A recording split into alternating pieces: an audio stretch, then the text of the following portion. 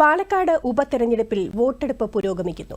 3:30 വരെയുള്ള കണക്കനുസരിച്ച് 54.23% പോളിംഗ്. മിക്ക ബൂത്തുകളിലും വോട്ടർമാരുടെ നീണ്ട നിര ഇപ്പോഴും ദൃശ്യമാണ്.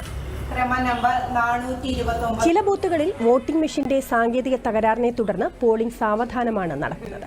പാലക്കാട്ടെ ജനങ്ങൾ മാറ്റത്തിനു വേണ്ടി വോട്ട് ചെയ്യുമെന്നും മികച്ച ഭൂരിപക്ഷത്തോടെ വിജയിക്കുമെന്നും വോട്ട് രേഖപ്പെടുത്തിയ ശേഷം മാധ്യമങ്ങളോട് LDF സ്ഥാനാർത്ഥി P. സരിൻ പറഞ്ഞു.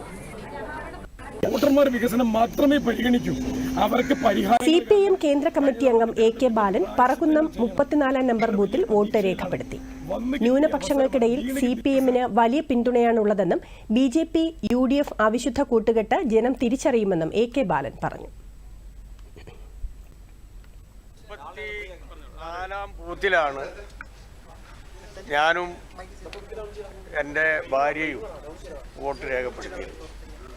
മതന്യൂനപക്ഷങ്ങളിൽ, പ്രത്യേകിച്ച് ഞങ്ങൾക്കൊന്നും ഒരു സ്വാധീനവുമില്ലാത്ത സ്ഥലങ്ങളിലും വളരെ വികാര വായ്പോട് കൂടിയിട്ടുള്ള സ്വീകാര്യത ഇടതുപക്ഷ ജനാധിപത്യ മുന്നണിക്ക് ലഭിക്കുന്നത് വലിയ തിരിച്ചടിയായിരിക്കും.